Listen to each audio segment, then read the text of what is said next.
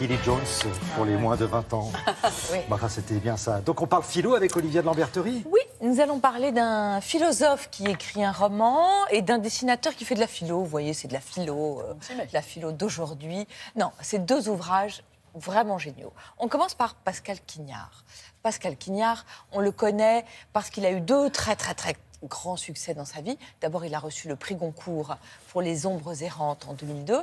Et puis, un de ses romans qui s'appelait Tous les matins du monde était devenu un film à très grand succès de Corneau avec Depardieu, père et fils, Marielle. Très beau film et très beau livre à l'origine.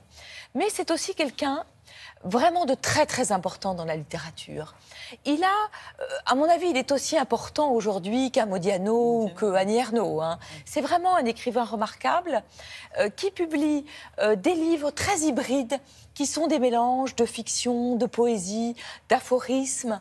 Et moi, j'adore ces livres parce que même si c'est des livres parfois un peu complexes, vous pouvez les ouvrir à n'importe quelle page, vous lisez un petit morceau, et à chaque fois, ce sont des livres qui vous donnent envie de vous tenir plus droit, qui vous rendent plus intelligent. Et puis, il y a des romans plus classiques, comme Villa Amalia, que j'adore, Les Solidarités mystérieuses, titre magnifique, vraiment, il faut encore se lever plus tôt que nous pour trouver un titre plus beau.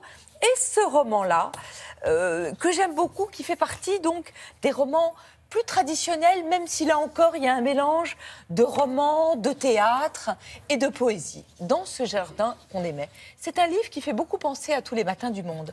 Tous les matins du monde, si vous vous rappelez, c'était l'histoire d'un musicien. Parce que Quignard est philosophe, mais est aussi musicien.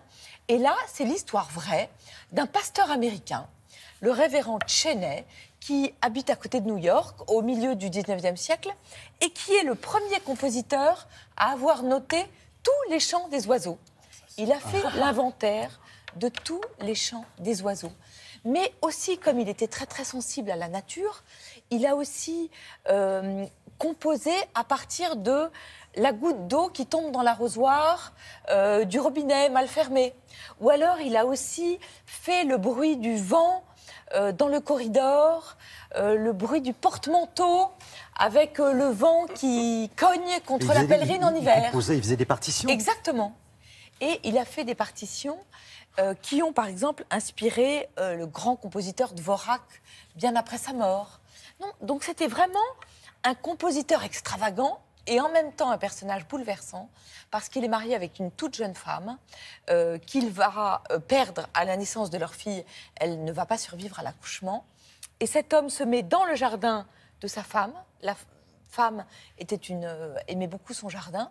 Et il décide de ne pas faire le deuil de sa femme. Il préfère la souffrance à jamais à toute la consolation.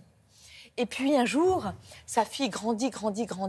Et puis sans doute, elle est comme le reproche vivant de la mort de sa femme. Et un jour, il la chasse. Donc, il y a un peu de peau d'âne. Il y a un peu d'Henry James, parce que dans ce livre, il y a un fantôme, il y a le fantôme de sa femme qui va revenir. C'est absolument somptueux. Moi, vraiment, c'est très facile à lire, ça. Il ne faut pas avoir peur de Quignard. C'est magnifiquement écrit et ça me porte et ça me transporte en même temps. C'est chez Grasset.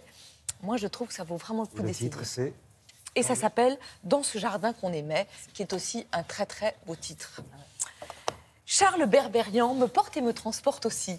Petit traité de philosophie à la dérive chez Hachette.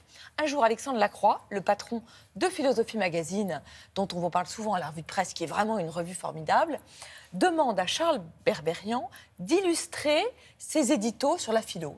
Donc des éditos sur Sénèque, sur Platon, sur Heidegger. Et Berberian, pour cela, va imaginer un couple d'animaux, un ours et un pingouin qui sont sur un petit bout de banquise perdu au milieu de l'océan. Et cet ours et ce pingouin sont un peu comme Dr Jekyll et Mr Hyde, ou comme un couple opposé d'un ours débonnaire très gentil et d'un pingouin qui, lui, est beaucoup plus égoïste et qui veut tout de suite. Alors évidemment, c'est nous, parce qu'en nous, il y a un peu d'ours, un peu de pingouin. C'est génial. Je crois que vous connaissez Thierry. Oui, parce que je pense qu'en fait, il faut qu'ils arrivent à se débrouiller tous les deux sur ce petit morceau de banquise.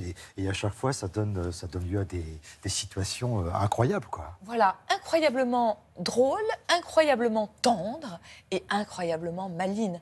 Parce que véritablement, ça vous explique des petits bouts de la philosophie. Il y a une préface d'Alexandre Lacroix qui dit, dans la vie, il y a les gens qui rient de leurs blagues, c'est vulgaire. Les gens qui veulent à tout prix faire rire, c'est lourd. Et les gens qui font rire presque sans s'en rendre compte, sans le vouloir, c'est Charles Berberian. C'est chez Hachette, c'est absolument formidable. Un petit extrait d'une conversation entre le pingouin et l'ours. Il y a le pingouin et l'ours qui discutent, ils viennent de manger là. Il y a le pingouin qui dit à l'ours, tu vas pas me reprocher d'avoir bien mangé quand même.